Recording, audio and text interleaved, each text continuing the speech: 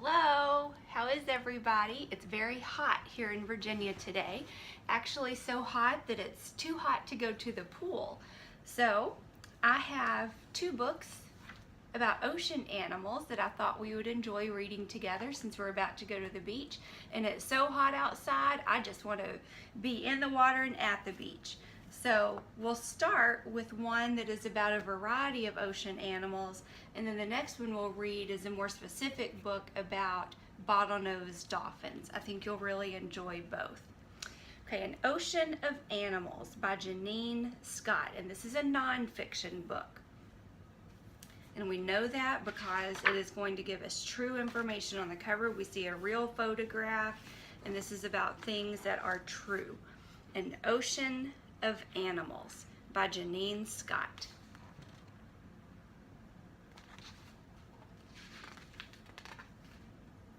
I like to watch the birds at the beach, but I don't like it when they get close to me. Now here's a table of contents. Both fiction and nonfiction books sometimes have table of contents, but nonfiction books almost always do. They'll tell you the names of the different sections and what page, and then most often in nonfiction books you'll have a glossary, which is sort of a mini dictionary, and an index where it's organized by topics, alphabetical order by topics, and it tells the page numbers. So sometimes with nonfiction books you don't have to read them from front to cover. You could look at just the different sections and pick out something, or if there was a specific topic you wanted to read about, in the back you could look at the index and only read those pages that you needed to get the information from. But we're going to enjoy all of this book today. Full of Life. Now the headings in nonfiction books are very important because they tell you what the page will be about. So always read the headings and captions if there are any. Full of Life. Looking from shore, the ocean seems to hold just water, but it's bursting with animals. These animals live in different parts of the ocean, or zones.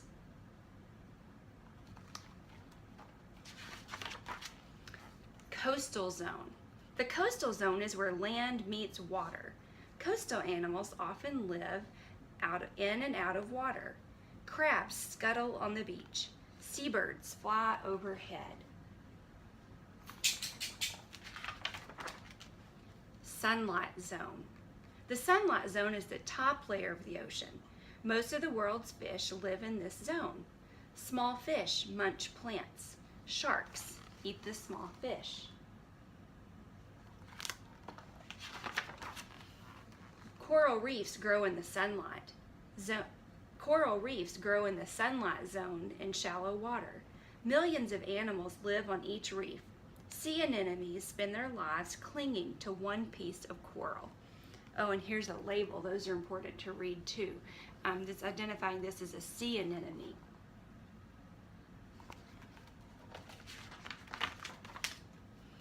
Mammals live in the sunlight zone too. Manatees graze on seagrass. Sea otters dive and play in seaweed. Giant blue whales swim in the open ocean.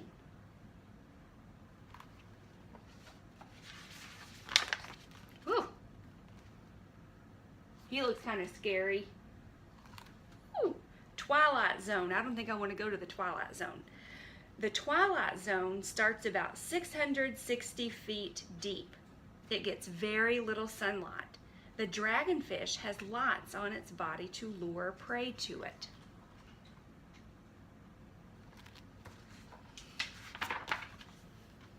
Dark Zone.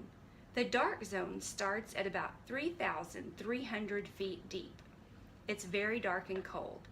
Tube worms cluster around the thermal vents to stay warm.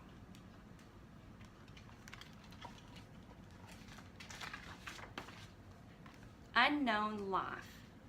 More than half of Earth is covered in very deep water. Very little has been explored. Who knows what animals scientists will find in the future? And maybe some of you will be those scientists who find more animals in the ocean. One day when you grow up, you could become a scientist. Well, you already are a scientist, but you could do it for a living. So these are some fun facts. If a sea star's arm breaks off, it can grow another one.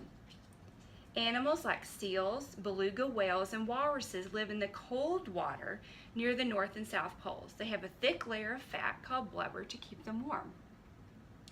The whale shark is the world's largest shark. It gets about 45 feet long. Sea otters eat shellfish such as clams. They smash the shells open by hitting them against a rock. To scare away predators, the porcupine fish sucks in the water. Its body fills up to appear twice its normal size. Its spines pop out too.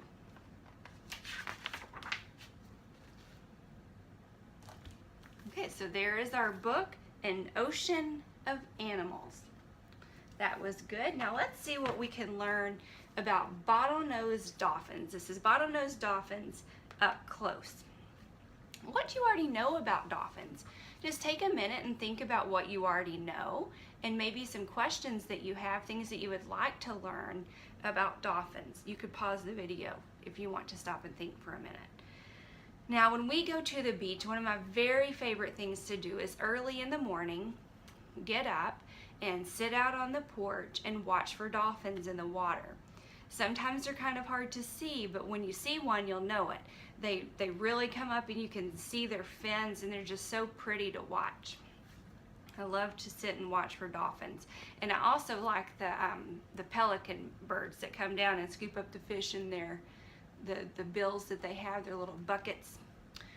Bottlenose Dolphins by Jody Sullivan Rake. Bottlenose dolphins up close. This is also a nonfiction book. We see the table of contents and the glossary here and the index. Let's see what we'll learn about. Ocean acrobats, built for speed, snouts, teeth, and more, life in the sea, dinner time, catching sound waves, bottlenose babies, and better together. And then it looks like there are some fun facts and the glossary and all of that at the end. We'll start with ocean acrobats. Lively bottlenose dolphins burst out of the ocean. With a splash, they dive back into the water. These ocean acrobats are mammals. They breathe air and give birth to live young. That means that they don't lay eggs, that the baby just comes out. Most bottlenose dolphins are about as long as a car. They are 9 to 12 feet long. They weigh about 500 pounds. Now, in some nonfiction books, you'll see that they'll put the definition right on the page for you, and you don't always have to turn right back to the glossary. And here they're telling us that a mammal is a warm-blooded animal that has a backbone. And see how this is in a different color? Sometimes it's bold, but they've done it in a different color there. So that'll tell you that that's a key word that they want to make sure that you understand. Built for speed. A bottlenose dolphin's rocket-shaped body is built for speed. Their slippery skin cuts through the water. Powerful tail flukes move up and down like a paddle. They use their flippers to steer. They use their dorsal fin on their backs to balance. And here they have labeled the parts for us: a fluke, a flipper, and a dorsal fin. And when you're doing nonfiction writing, you could do illustrations and labels to help your readers have a better understanding. And down here, they have definitions. Fluke is the wide, flat area of the dolphin's tail, and the dorsal fin is a fin that sticks up from the dolphin's back.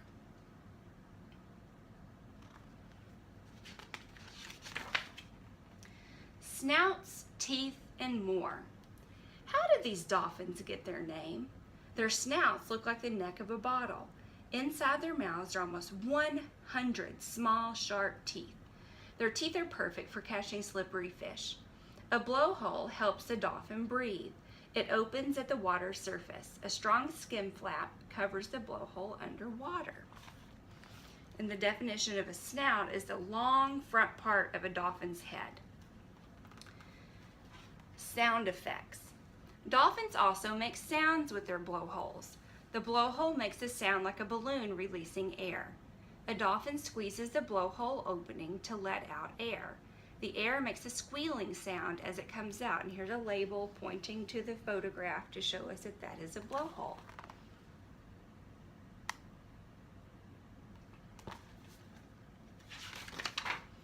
Life in the sea. Bottlenose dolphins live in all the world's ocean. They live where the water is warm. Bottlenoses swim near Florida, Texas, and Southern California. So see how they have this little purple square? That tells us that the purple part on the map is where the bottlenose dolphins swim. Dolphins usually swim close to the ocean surface. They also leap into the air. They can jump as high as 16 feet. That's as tall as a giraffe.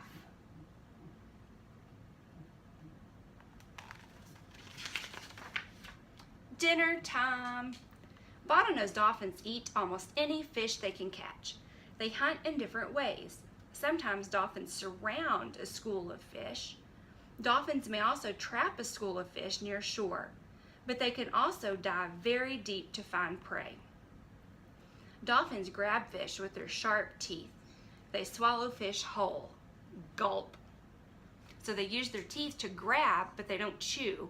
They grab it and catch it and then just swallow it whole.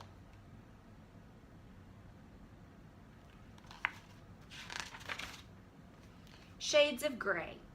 Bottlenose dolphins' coloring helps them blend into the ocean. Dolphins' gray skin helps them sneak up on prey. It helps them hide from predators.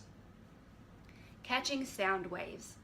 Dolphins use echolocation to find food. And I see that this word is a different color, so I know I can find that word in the glossary, or in this book it's right here. Echolocation means using sounds and echoes to find objects. So dolphins use echolocation to find food. They make very high sounds from their blowhole area. The sound waves bounce off objects underwater. The sound echoes back to the dolphins. Sound waves tell the dolphins that there's something in the water.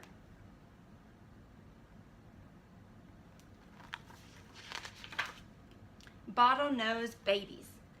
Male and female bottlenose dolphins mate to produce young. After 12 months, one dolphin calf is born. Calves look like small adult dolphins. They are about 4 feet long. They have light lines on their body. Calves are born ready to swim. They must get to the surface to breathe. Sometimes they need a little push from their mothers. And here the authors are illustrating the life cycle of a bottlenose dolphin. So we start with the calf. Bottlenose dolphins are about 4 feet long. And we come around this way. The young bottlenose dolphins live with their mothers for about 6 years. And then they become an adult. Adult male and female bottlenose dolphins rub noses before mating. And then 12 months later, a calf is born and the cycle continues. That's what a cycle is. It just keeps going and going. Better together. Bottlenose dolphins live in groups. Groups may be between 2 to 15 dolphins. Some groups have mothers and babies. Other groups include only adult males. Dolphins communicate with sounds, movements, and touches. Each dolphin has its own whistle. Through movement and sound, bottlenose dolphins make the ocean a lively place.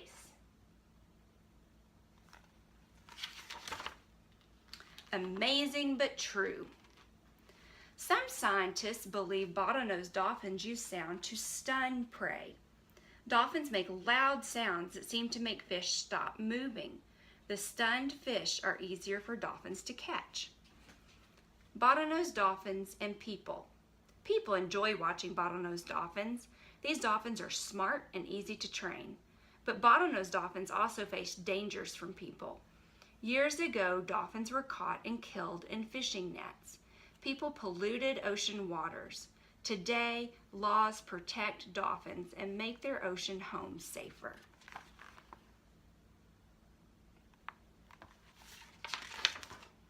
And we're to the glossary.